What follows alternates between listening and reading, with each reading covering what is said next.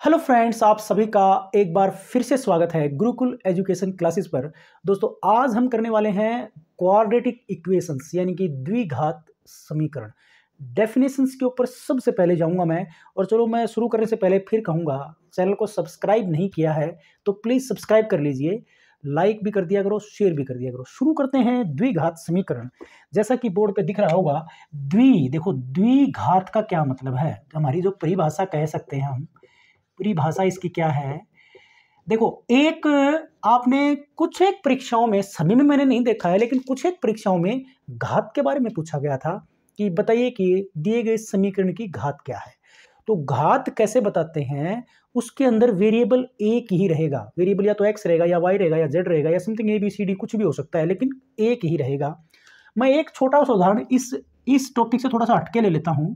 जैसे x की 7x की 2 प्लस 5x की 7 प्लस 8x की 2 प्लस 9x बराबर 0। अगर ये एक समीकरण आपको दे दिया जाए, इक्वेशन दे दी जाए, तो आपको इसकी घात पूछी जाएगी। घात क्या होगी, इसकी घात क्या होगी? तो इसकी घात होगी 7। मतलब ये एक ऐसी समीकरण है जिसकी घात 7 है। 7 क्यों है कि जब हमारे से घात पूछी जाती है तो हम उसकी अधिकतम पावर बताते हैं। तो हमने सभी की सभी टर्म्स, जो जितनी भी इस इक्वेशंस के अंदर टर्म्स दी गई हैं, ये जितने भी पद दिए गए, ये टर्म्स हैं। ये फर्स्ट टर्म है, ये सेकंड है, ये थर्ड, ये फोर्थ। सभी टर्म्स की पावर देखेंगे। इस टर्म की पावर 2, इस टर्म की पावर 7, इसकी 2 है, इसकी पावर कोई भी कुछ नहीं है ना, तो 1 है इसकी। मतलब इसकी पावर क्या है? 1 है। तो अधिकतम पावर जो भी होगी वही उसकी घात कहलाएगी या उसकी पावर कहलाएगी। तो हमारा, क्योंकि आज का टॉपिक क्या है, द्विघात समीकरण है। ये मैंने इसलिए कहा क्योंकि जो द्विघात समीकरण होता है उसकी परिभाषा की हम बात कर रहे थे। ये एक ऐसा समीकरण जिसके अंदर कोई भी चर हो सकता है, एक्स वाई जेड कुछ भी हो सकता है, ए बी सी से लेकर के जेड तक कोई भी जो है चर यानी कि वेरिएबल हो सकता है। और उसकी अधिकतम घात कितनी होनी चाहिए? 2। जैसा कि नाम से पता चल रहा है, द्विघात समीकरण। द्वि का मतलब 2, घात का मतलब घात, मतलब 2 घात वाला समीकरण। 2 घात वाला समीकरण का जो सामान्य समीकरण होता है, सामान्य समीकरण जो होगा वो होगा a x square plus b x plus c और बराबर 0 यानी कि 0। जहां पर ए बी सी क्या है? ये हैं वास्तविक संख्याएं। वास्तविक संख्याएं हैं, लेकिन वास्तविक संख्याओं में तो 0 भी होता है, लेकिन ए की वैल्यू 0 नहीं हो सकती। ये बात मैंने जो है हमारा इसे एक पहले वाला वीडियो जो हमने 2 चरों वाले रैखिक समीकरण में ही बोला था कि ये 0 नहीं हो सकता। बट ये क्यों नहीं हो सकता 0, ये भी हम डिस्कस कर लेते हैं। ये 0 इसलिए नहीं होता है क्योंकि अगर ये ए 0 अगर हो जाता है, अगर ये ए इज इक्वल टू 0 हो जाए तो इस स्टेप को वो 0 बना देगी, तो फिर ये द्विघात रहेगा ही नहीं। ये सिंगल घात वाला या एक घात ये बन जाएगा, सिंगल घात वाला। तो इसलिए हम कहते हैं ए इज नॉट इक्वल टू 0, यानी कि ए 0 नहीं हो सकता। बाकी 0 हो जाए तो कोई फर्क नहीं पड़ने वाला। द्विघात समीकरण क्या होता है? जिसकी घात अधिकतम कितनी हो? 2 हो, उनके वेरिएबल सब में सेम हो। यहां पर वेरिएबल क्या है? एक्स अकेला। वाई होता तो भी वाई स्क्वायर हो जाता, अधिकतम घात वाला एक टर्म। ये परिभाषा की बात हो गई। अब इसमें जो हम इंपॉर्टेंट जो फैक्ट हैं जिनको हमें याद रखना है द्विघात समीकरण के संबंध में, कि ये ए बी और सी क्या हैं? ये गुणांक हैं भैया। ये गुणांक हैं। किसके गुणांक हैं? ए एक्स स्क्वेयर का गुणांक है, बी एक्स का गुणांक है, सी भी गुणांक है। ये एक्स की पावर 0 का गुणांक है, जिसको लिखने की आवश्यकता नहीं होती, या फिर कांस्टेंट कहते हैं इसको। ये कांस्टेंट है सी। सी कांस्टेंट है। कांस्टेंट क्यों है? क्योंकि इसके साथ कोई भी वेरिएबल नहीं है, तो ये इसमें कोई भी फेरबदल हम नहीं कर सकते। बाकी के फेरबदल हो सकते हैं क्योंकि एक्स का मान अलग अलग होने से उनकी वैल्यूज भी बदल जाएंगी। मतलब ये एक्स बदला तो ए बदल जाएगा, ये बी एक्स बदला तो बी भी बदल जाएगा। तो ये कांस्टेंट क्यों है, क्लियर हो गया होगा। याद रखने वाले जो रिमेंबरिंग फैक्ट्स जो इसमें होंगे, points to remember, points to remember जो होंगे, MBER, पॉइंट्स टू रिमेंबर यानी कि स्मरणीय तथ्य।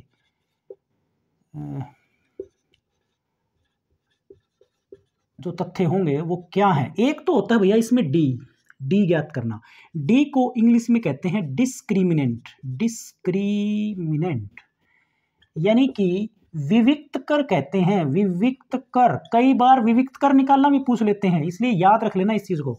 डी फॉर डिस्क्रिमिनेंट का डी लिया गया है फर्स्ट लेटर यहां पर, ये डिस्क्रिमिनेंट से लिया गया है और हिंदी में कहते हैं इसको विविक्त कर, याद रखना पड़ेगा। और ये इसका फार्मूला है बी स्क्वायर माइनस का 4ac। ए बी सी क्या है हम जिक्र कर चुके हैं, coefficient of x square, x and constant term. D ज्ञात करना है आपको सबसे पहला।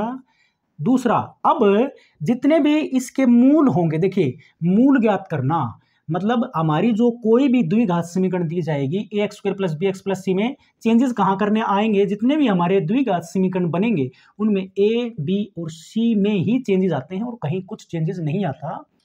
तो इनके मूल ज्ञात करना। मूल क्या होते हैं? मूल वो एक्स की वो वैल्यूज होती हैं जो दी गई समीकरण को संतुष्ट करती हैं। मूल क्या होते हैं? मूल वो मान एक्स की वो मान होते हैं एक्स के जो दिए गए द्विघात समीकरण को संतुष्ट करते हैं, सेटिस्फाई करते हैं। कि यदि आपको एक्स की कोई वैल्यू मिल जाएगी तो आप पुट करके देखोगे और इसको जोड़ दोगे तो बराबर किसके आ जाएगा, वो शून्य के। तो सेटिस्फाई कर रहा है उसको वो। तो आप ऑप्शन से भी कई बार आंसर निकालते होगे। अगर नहीं निकल रहा है हमारे से तो हम जो मूल दिए गए होंगे ऑप्शन के अंदर वो पुट करके देख लेंगे, उसको सेटिस्फाई करते हैं, वही उसके मूल है। तो मूल क्या होते हैं? उन मूलों को हम अल्फा से और बीटा से रिप्रेजेंट करते हैं। किससे करते हैं? अल्फा और बीटा से। और अल्फा किसके बराबर होता है? ये फर्स्ट मूल के लिए माइनस का B plus root D upon 2a और बीटा हमारा होगा वो होगा माइनस का बी माइनस कर देना है बस अपॉन 2a। बस ये दो मान हैं, आपको ये याद रखने हैं। अल्फा का मान किसके बराबर होता है? माइनस का B plus root D. D क्या है? विविक्त कर, जैसा कि हमने जिक्र किया यहाँ पर बी स्क्वायर माइनस 4ac आएगा अपॉन 2a। और बीटा का मान यहाँ पर सिर्फ प्लस का था ये वाला, ये माइनस कर दिया, बाकी सेम टू सेम है। ए बी सी आपको पता ही है क्या है। तीसरा, इसके बाद में नेक्स्ट स्टेप जो हमें याद करना है, मूलों का योगफल किसके बराबर होता है। एक तो मूलों का योगफल यानी कि अल्फा प्लस बीटा, ये क्या है? मूलों का ये योगफल है। मूलों का योगफल कई बार पेपर में ये पूछा जाता है कि मूलों का योगफल क्या होगा, तो अल्फा प्लस बीटा ले लेना है सिर्फ आपको। और ये होता है भैया बी माइनस का बी बाई ए। और यदि मूलों का गुणनफल पूछे आपसे, मूलों का गुणनफल यानी कि मूलों का गुणा, वो होता है मूलों का गुणा यानी कि अल्फा गुणा बीटा पूछे आपसे, ये होता है भैया सी बटा ए। ए बी सी क्या है आपको पता ही है, coefficients of a x square b x and c में से कोफिशिएंट है एक्स स्क्वायर एक्स और कांस्टेंट टर्म्स। तो ये याद रखना है। अब देखिए, अब हम इसके अंदर जो याद रखने वाले पॉइंट्स की बात कर रहे हैं, तो एक है मूलों की प्रकृति ज्ञात करना। मूलों की प्रकृति, नेचर ऑफ रूट्स। मूलों की प्रकृति, मूलों की प्रकृति क्या होती है? मूलों की प्रकृति, इसको मिटा के शुरुआत से यहां से करता हूं, 1 मिनट, जगह कम रहेगी नहीं तो। मूलों की प्रकृति ज्ञात करना। मूलों की प्रकृति, ये इसमें ये ध्यान देने वाली चीजें हैं। ये मूलों की प्रकृति पर भी प्रश्न आते हैं, इंपॉर्टेंट प्रश्न। आज मैं जो करवा रहा हूं ना उसमें भी कुछ इंपॉर्टेंट हैं जो मूलों की प्रकृति के संबंध में पूछे गए हैं। मूलों की प्रकृति का क्या मतलब है? मूलों की प्रकृति डिपेंड करती है, देखो आपने अभी अभी देखा था, अल्फा की वैल्यू माइनस का बी प्लस का रूट डी अपॉन 2a और बीटा का मान किसके बराबर था? माइनस का बी माइनस का रूट डी अपॉन 2a, ये था ना हमारा। तो ये हमारे दो मूल हैं, ये मूल हैं हमारे इस समीकरण के, ये मूल हैं अल्फा और बीटा जो इन समीकरण को सेटिस्फाई करते हैं। तो ये मूल किस पर डिपेंड करते हैं? सबसे ज्यादा ये विविक्त कर के ऊपर डिपेंड करते हैं, यानी कि डी पर डिपेंड करते हैं। तो डी की वैल्यू क्या आएगी? अब डी की वैल्यू बराबर 0 के आती है, या 0 से छोटी आती है, या फिर 0 से बड़ी आएगी। 3 ही पॉइंट है ना, बनते हैं ना हमारे पास, या तो डी 0 होगा। तो हम शुरुआत कर लेते हैं कि यदि, देखो पहला पॉइंट क्या है, यदि डी जो है लेस देन 0 हो, 0 से छोटा। अब 0 से छोटा का क्या मतलब है? 0 से छोटा है ना, इसका मतलब ये हुआ कि d जो है वो माइनस में है। d लेस देन 0 का क्या मतलब है कि d की वैल्यू जो है वो क्या है? नेगेटिव है। आप ये मान के चलिए d लेस देन 0 मीन्स क्या है, ये वाला। और d अगर नेगेटिव है और हम जब इसके मूल ज्ञात करेंगे तो यहां पर पुट आउट होगा और वो आ रहा है हमारा नेगेटिव। अगर d नेगेटिव आएगा तो क्या नेगेटिव वैल्यूज का हम रूट ज्ञात कर सकते हैं? नहीं ज्ञात कर सकते। तो मूल क्या होंगे, देखो इसमें याद रखने वाली बात है, मूल क्या होंगे, वो अवास्तविक बनेंगे एक तो, क्योंकि उसमें माइनस आया, अवास्तविक मूल होंगे। मूल क्या होंगे, अवास्तविक। और बराबर तो हो ही नहीं सकते, वैसे भी बराबर तो वैसे भी वो नहीं होंगे, क्योंकि ये एक में प्लस दे रखा है, एक पर एक में माइनस दे रखा है। असमान होंगे, असमान भी होंगे। दूसरा पॉइंट क्या बनता है, यदि क्लियर हो गया, वो ये पॉइंट आपके क्लियर हो गया होगा। अवास्तविक क्यों होंगे, आई थिंक क्लियर, कोई डाउट नहीं होगा। और अवास्तविक भी होंगे और आप इसको अपरिमेय भी कह सकते हो, अपरिमेय भी होंगे। अपरिमेय, अपरिमेय क्यों होंगे, क्योंकि रूट वाली संख्या है, क्योंकि उसका रूट वैसे भी नहीं निकलेगा क्योंकि नेगेटिव आएगा, और उसको नेगेटिव आएगा तो रूट नहीं निकलेगा। जिसके ऊपर रूट लगा हुआ होता है, जिन संख्याओं के ऊपर वर्गमूल का निशान लगा हुआ होता है, वो अपरिमेय संख्याएं होती हैं। हमने ये डिस्कशन किया था संख्या पद्धति में, देखना चाहो वीडियो देख सकते हो। तो ये अवास्तविक होंगे, अपरिमेय होंगे। असमान तो वैसे तो हो गए होंगे, तो चाहे इसको आप कहो भी ना तो भी चलेगा। दूसरा पॉइंट हम कह सकते हैं कि यदि d बराबर 0, अगर d की वैल्यू किसके बराबर हो, 0 के बराबर आ जाए, मतलब ये d 0 हो जाए, तो आप देख रहे हो इस प्लस का और इस माइनस का कोई मतलब बचेगा नहीं, क्योंकि ये स्टेप 0 हो जाता है दोनों के अंदर। तो मूल बराबर हो गए, दोनों में क्या होंगे, यदि d 0, अगर d बराबर 0 हो तो मूल क्या होंगे, देखो एक तो मूल होंगे वास्तविक, मूल क्या होंगे, वास्तविक, क्योंकि रूट वाला मैटर तो खत्म ही हो गया। तो वास्तविक हुए, असमान भी होंगे, ये बात सॉरी समान होंगे, इसमें क्या होंगे, मूल वास्तविक होंगे, समान होंगे और परिमेय होंगे, परिमेय होंगे। ठीक है, बात क्लियर हो गई होगी। समान होंगे, परिमेय भी होंगे और वास्तविक होंगे। और वो समान किसके बराबर होंगे, वो होंगे माइनस का b/2a, ये इसके बराबर होंगे, क्योंकि d तो बचा ही नहीं ना, ये शून्य हो जाता है हमारा। तीसरा पॉइंट याद रखने वाला है कि यदि d ग्रेटर देन 0 हो, यानी कि ये वैल्यू पॉजिटिव, d की वैल्यू पॉजिटिव हो और d जो है एक पूर्ण वर्ग हो, एक पूर्ण वर्ग हो, पूर्ण वर्ग हो। देखिए d 0 से बड़ा, यानी कि धनात्मक संख्याएं आएंगी सारी की सारी, पॉजिटिव वैल्यू, d की वैल्यू क्या हो गई, पॉजिटिव हो गई, और वो पूर्ण वर्ग भी है, तो रूट तो बचा ही नहीं, तो मूल क्या हो जाएंगे, रूट बचा ही नहीं, तो मूल तो वास्तविक बनेंगे, वास्तविक बनेंगे, परिमेय भी बनेंगे, और क्या बनेंगे, बराबर नहीं होंगे, बराबर नहीं होंगे, मूल बराबर नहीं होंगे, क्योंकि एक में प्लस हो जाएगा, एक में माइनस हो जाएगा। तो पॉजिटिव आने से, d ग्रेटर देन 0 आने से क्या होगा, मूल, ये d ग्रेटर देन 0 मतलब d पॉजिटिव, और d यदि पूर्ण वर्ग हो तो मूल वास्तविक होंगे, परिमेय होंगे, और बराबर तो हो ही नहीं सकते क्योंकि माइनस और प्लस का फर्क है। और यदि चौथा पॉइंट जो हमारा बनेगा, यदि d greater than 0 but d पूर्ण वर्ग ना हो, d यदि पूर्ण वर्ग नहीं हो तो फिर क्या हो जाएगा, d यदि पूर्ण वर्ग नहीं होगा लेकिन है तो धनात्मक, तो अपरिमेय बनेगा वो, क्योंकि उसका रूट खत्म नहीं होगा।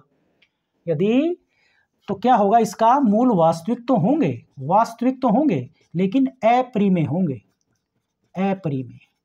तो ये थी मूलों की प्रकृति। आई थिंक कोई डाउट इसमें नहीं होगा, अगर डाउट लगता है तो कमेंट कर सकते हो आप। ये बात याद रखने की थी, तो ये हमें बेसिक फैक्ट याद रखने हैं। अब हम देखिए, अब कुछ पर्सन जो है, वैसे तो पर्सन बहुत सारे मिलेंगे आपको, आप 10वीं का मैथ उठा के देखिए, बहुत सारे पर्सन हैं, उसमें भी कंपटीशन में बहुत सारे मिल जाएंगे, लेकिन फिर भी मैं कोशिश कर रहा हूँ कि यहाँ पर कुछ इंपॉर्टेंट टाइप्स जो आ चुकी हैं उनको मैं कवर कर सकूँ। तो हम शुरुआत 0 से ही करते हैं, हमेशा से ही करते आए हैं। पहला ही पर्सन दिया गया है किताब के अंदर, 4x² + 3x = 0। देखो ये है 4x² + 3x = 0। ये बिल्कुल सिंपल सा दिया गया है, हल ज्ञात कीजिए, कहता है हल कीजिए। इस प्रश्न में क्या कहता है, हल कीजिए, हल कीजिए। इसका मतलब क्या है कि हमें x का मान पता करना है, कि x का वो मान बताइए जो इस समीकरण को संतुष्ट करे। x का मान हल ज्ञात करने का क्या मतलब है, x की वो वैल्यूज फाइंड आउट करनी है जो इस इक्वेशन को सेटिस्फाई करे। तो देखिए अब इसको कैसे करेंगे हम हल। इसमें देखो ये दो स्टेप है हमारे पास, एक टर्म ये एक टर्म ये, दोनों में x है, x को कॉमन ले लीजिए, इसमें सिर्फ x ही कॉमन बनता है, कॉमन ले लीजिए। कॉमन लेकर के हम क्या करेंगे, ये 4x बचेगा, यहाँ पर x से कॉमन लेने का मतलब इससे डिवाइड कर रहे हैं x से हम, 4x होगा और प्लस ये 3, क्योंकि 3x को x से डिवाइड करेंगे तो 3 आएगा बराबर 0, या x। अब देखिए ये देखो ये स्टेप, भाई जिसको अच्छे से जो पढ़ता आया है उसको तो कुछ बताने की जरूरत नहीं है, मैं डायरेक्ट यहाँ पे कर सकता हूँ, लेकिन मैं ये मानता हूँ कुछ लोग ऐसे भी होंगे जिनको पता नहीं होगा, इसलिए बता रहा हूँ कि ये प्रोडक्ट है, गुणा है, ये दो स्टेप x और 4x प्लस 3 बराबर 0, यानी कि ये दो स्टेप का मल्टीप्लीकेशन के बराबर किसके बराबर है, 0 के बराबर है। ये दोनों स्टेप की गुणा करने से ये स्टेप 0 कब होगा, या तो x का मान 0 है, भाई x की वैल्यू ही 0 है तभी तो ये इसके साथ मल्टीप्लाई होकर के इसको 0 बनाएगा, या x 4x प्लस 3 0 है, मतलब इनमें से कोई एक स्टेप 0 के बराबर है। तो हम ये हमें नहीं पता कि कौन सा स्टेप 0 है, तो हम दोनों को बराबर 0 क्यों करते हैं, आई थिंक क्लियर हो गया होगा।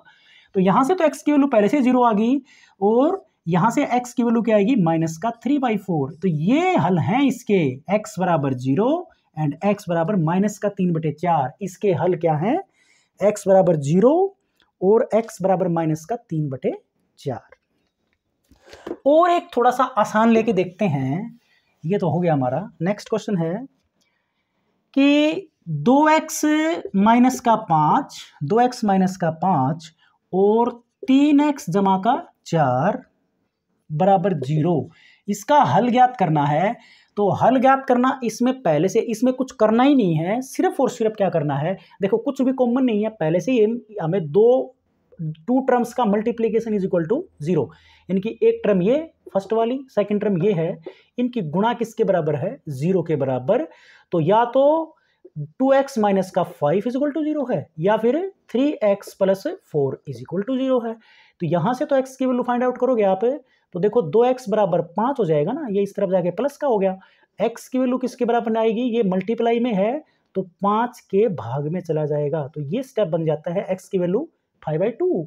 और यहां से अगर आप 3x बराबर -4, क्योंकि ये 4 इस तरफ जाके माइनस का हो जाएगा, या x बराबर -4/3, ये मल्टीप्लाई में 3 है, इसके डिवाइड में जाएगा, तो x की वैल्यू क्या होगी, डायरेक्ट निकल गया 5/2 और -4/3। हमने 2% किए, उनसे हमें कुछ सीखने को मिला होगा, वो ये है कि हमें द्विघात समीकरण, ये दोनों ही द्विघात समीकरण के क्वेश्चन थे कि पहले वाले में तो पहले से ही द्विघात थी, इसमें द्विघात नहीं थी, सिर्फ ये दो फैक्टर दिए थे अलग अलग, गुणा करेंगे तो द्विघात बनेगा, क्वाड्रेटिक बनेगी। तो द्विघात समीकरण को हल करने के दो तरीके हैं हमारे पास। जैसे अगर मैं कोई प्रश्न लूं तो आपका डाउट क्लियर हो जाएगा।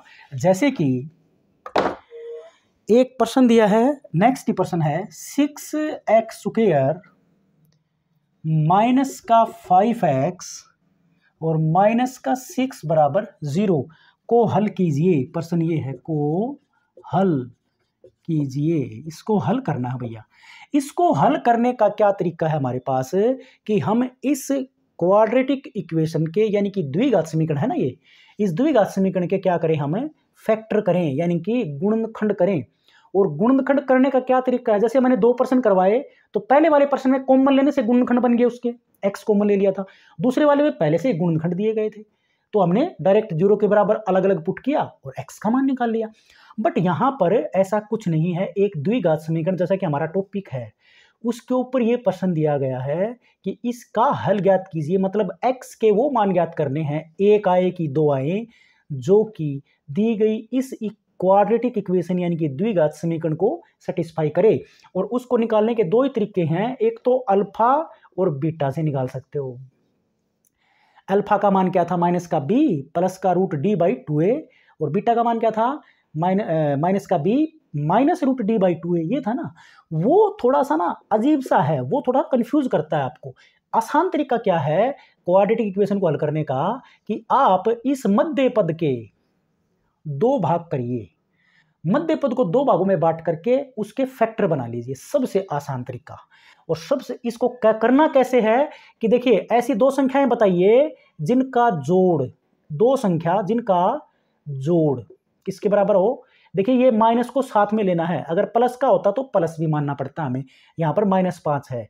तो जोड़ ऐसी दो संख्याएं बताओ जिनका जोड़ हो -5। तो ऐसी संख्याएं -3 है, -2 है, या फिर -6 है और जमा का 1 है। देखो इनको जोड़ेंगे -3 को और -2 करेंगे तो ये -5 आएगा, इसको जोड़ेंगे तो भी -5 आएगा, और भी बहुत सारी संख्याएं आपको अनगिनत मिल जाएंगी। लेकिन हम कौन सी ले, उसके लिए ही है हमारा मध्य पद दो भागों में कैसे तोड़ना है जो परफेक्ट आएगा। क्या करना है कि जोड़ तो -5 हो, ये x वाला स्टेप जो है जिसका x का गुणांक क्या है, यहां पर a का मान 6 है, b का मान -5 है और c का मान किसके बराबर है, -6। आपको मध्य पद को दो भागों में तोड़ना है। तो मध्य पद को दो भागों में कैसे तोड़ें, दो संख्याएं ऐसी सोचनी है जिनका जोड़ -5 आए, लेकिन वो संख्याएं कैसे बतानी है कि वो संख्याएं ऐसी अनगिनत है वैसे तो, बट वो संख्याएं हमें कौन सी कैसे चूज करनी है, यहां से इसका गुणांक क्या है 6 और इसका गुणांक क्या है -6 है भैया। माइनस को भी साथ में लेना है, प्लस का है तो प्लस का ले मानना है, माइनस का है तो माइनस का लेना है, क्योंकि हमारी जनरल इक्वेशन से कंपेयर करके देख लीजिए आप।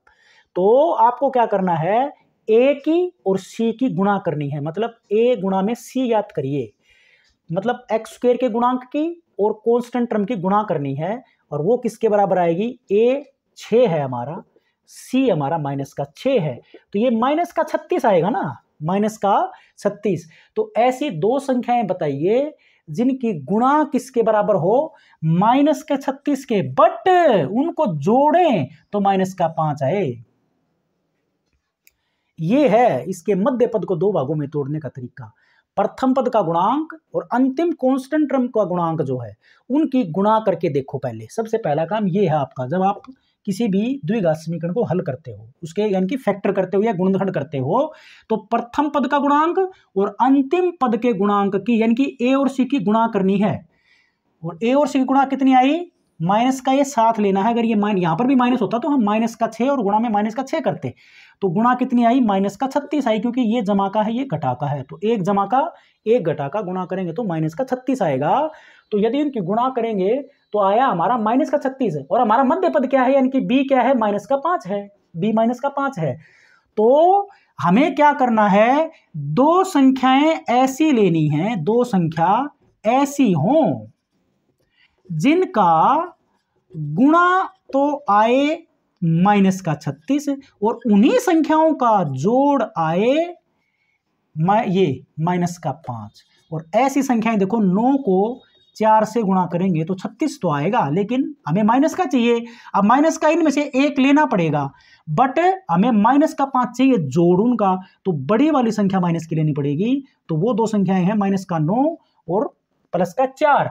ऐसा करने से मध्य पद दो भागों में ये टूट जाएगा। अब इसको, इस समीकरण को क्या लिख सकते हो, 6x² -9x और +5x और -6 बराबर 0। देखो 3 से 4 स्टेप बनाए, कैसे बनाए आई थिंक कोई डाउट नहीं होना चाहिए।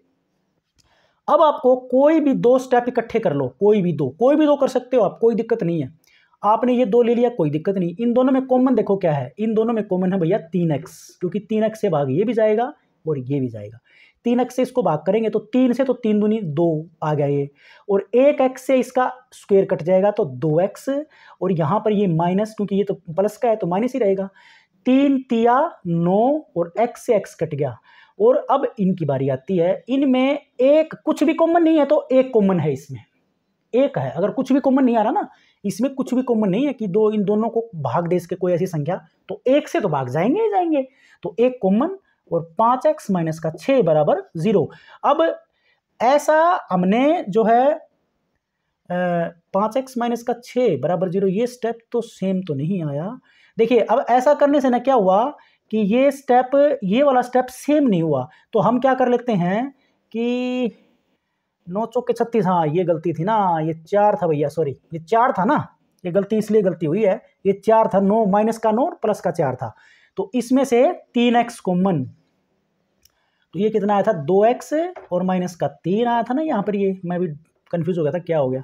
अब इसमें देखो भैया 2 कॉमन है, अब इसमें 2 कॉमन लेते हैं तो 2x और माइनस का 2 तिया 6 बराबर 0। आप जब मध्य पद को अगर एक्यूरेसी के साथ में 2 भागों में, देखो जैसे मेरे से गलती हो गई तो आप मत करना, तो अगर आप मध्य पद को प्रॉपर 2 भागों में तोड़ते हो जो रूल के अकॉर्डिंग है, तो आपको क्या मिलेगा, कॉमन लेने के बाद में ये स्टेप कॉमन मिलेगा अंदर वाला। अब ऐसा करने से क्या हुआ, ये 2 स्टेप बन जाते हैं, एक वाला ये स्टेप और एक वाला ये स्टेप। इसमें से 2x माइनस का 3 कॉमन ले सकते हो फिर से, तो यहां पर तो 3x बचेगा और प्लस का यहां पर 2 बच जाएगा, क्योंकि ये तो कॉमन ले लिया आपने, और ये बराबर किसके बराबर होगा, 0 के। तो ये वही स्टेप बन गया जैसा कि जस्ट इससे पहले वाला प्रश्न था, उसमें 2 फैक्टर दिए गए थे। तो क्योंकि इनकी 2 फैक्टरों की गुणा 0 के बराबर है, तो 2x माइनस का 3 या तो ये 0 है या फिर 3x जमा 2 बराबर 0 है। यहां से x की वैल्यू आएगी भैया 3/2, ये आप कर सकते हो क्योंकि ये 3 इस तरफ जाके प्लस का 2 भाग में चला जाएगा, ऐसे ही माइनस का 2/3 आएगा x का मान। तो ये x के वो मान हैं जो इस समीकरण को संतुष्ट करेंगे या फिर इस समीकरण के हल हैं। 3/2 और माइनस का 2/3, देखो समझाने में टाइम लगा है, जब आपका प्रैक्टिस अच्छे से हो जाएगी ना इसकी द्विघात समीकरण के फैक्टर करना, गुणन खंडन करना, मध्य पद को 2 भागों में तोड़ने वाली, तो बहुत सारे द्विघात समीकरण तो ऐसे मिल जाएंगे आपको जिनके आप मुंह जुबानी बता दोगे कि इसके फैक्टर ये होंगे, और वो कब होगा, प्रैक्टिस से। तो जैसे अब मैं थोड़ा सा अलग एक पर्सन ले लेता हूं, अल्फा और बीटा का भी हमने जिक्र किया था तो उसका भी करेंगे, बट एक पर्सन और दिया गया है वो ले लेते हैं पहले। हल कीजिए, x माइनस 3 और आगे बराबर दे देता है 10/x के बराबर दे दिया इसने, तो ये कहता है इसका हल ज्ञात कीजिए। तो हल भैया इसका एकदम से तो ज्ञात नहीं हो सकता, आपको क्या करना पड़ेगा, क्रॉस मल्टीप्लीकेशन करनी पड़ेगी ऐसे इसकी, ताकि ये एक द्विघात समीकरण बन जाए। तो x से दोनों स्टेप गुणा बढ़ेंगे, ये x² बनेगा माइनस का 3x बनेगा और बराबर 10 एकम 10। अब ये 10 है ना, इस तरफ जाके माइनस का हो जाएगा और बराबर 0। अब देखो ये 2 एक द्विघात समीकरण बन गया। अब मैं जैसा जिक्र कर रहा था ना, ये कुछ एक तो ऐसे मिल जाएंगे क्वाड्रेटिक इक्वेशन या द्विघात समीकरण जिनका आप मुंह जुबानी जो है फैक्टर बता दोगे उसके। यहां पर देखिए, अगर इसके अंदर मध्य पद को 2 भागों में तोड़ना होगा तो आपको क्या चाहिए, ऐसी 2 संख्याएं, देखो इसका 1 है यहां पर गुणांक, 1 की -10 से गुणा करेंगे तो माइनस का 10 आता है, जोड़ बीच वाला पद क्या है, माइनस का 3 है। तो आपको इन दोनों पर काम करना है। कैसे, गुणा करें तो क्या आ जाए, माइनस का 10, जोड़ करें तो माइनस का 3 आए। और वो संख्याएं हैं भैया माइनस का 5 और प्लस का माइनस का 5 और प्लस का 2, माइनस का 5 है वो संख्या और प्लस का 2, क्योंकि 5 की -5 की 2 से गुणा करेंगे माइनस का 10 आएगा, और इनको जोड़ेंगे तो माइनस का 3, क्योंकि माइनस के ज्यादा हैं। तो देखिए इसके फैक्टर सीधे ही हो जाएंगे, मैं ये लिखूंगा x माइनस का 5 और x प्लस का 2, क्योंकि यहां पर x के साथ गुणांक 1 है ना, इसमें दिक्कत नहीं आती। या फिर बराबर 0, तो या तो x माइनस का 5 बराबर 0 या x जमा का 2 बराबर 0। तो x की वैल्यू यहां से 5 आएगी, यहां से आएगी वैल्यू माइनस का 2। तो ये इस तरह हम बना लेते हैं। लेकिन देखो, जैसे देखो आपको डायरेक्ट समझ में नहीं आ रहा है, तो x² माइनस का 5x प्लस का 2x माइनस का 10 बराबर 0। देखो मध्य पद 2 भागों में टूट गया, यहां से आप x कॉमन ले लो, x माइनस का 5 बचेगा, यहाँ पर 2 कॉमन लेंगे तो x माइनस का 5 बचेगा। ये स्टेप कॉमन आएगा मध्य पद 2 भागों में, जिस हिसाब से हम तोड़ते हैं, ऐसा करने से अगर हमने एक्यूरेसी के साथ किया है तो हमारा ये स्टेप एक जैसा आएगा। अब इन दोनों स्टेप में से x माइनस का 5 कॉमन ले लीजिए, तो यहाँ बचेगा x जमा का 2 बराबर 0, या फिर क्योंकि इनका गुणनफल 0 के बराबर है, देखो यही तो मैंने डायरेक्ट लिखा था, जिसमें x² का गुणांक 1 हो ना, तो मध्य पद के जो भी स्टेप बनेंगे हमारे, जैसे इसमें माइनस का 5 और माइनस का 2 बना था, वो डायरेक्ट x माइनस का 5 और x जमा का 2 लिख दो, आपके फैक्टर बन गए। याद रखने वाली बात, तो देखो यही तो बने। तो इससे तो x का मान क्या आएगा, 5, और इससे x का मान आएगा माइनस का 2। तो ये इसके हल होंगे। तो मैं वीडियो को आज यहीं पे करा रहा हूँ। नेक्स्ट वीडियो में हम अल्फा बीटा के ऊपर भी और बहुत सारे टिपिकल पर्सन हैं जो दिमाग को ट्विस्ट करते हैं, वो करने वाले हैं। आशा करता हूँ वीडियो पसंद आया होगा, तो जरूर लाइक शेयर, चैनल को सब्सक्राइब कर दीजिए। Thanks for watching.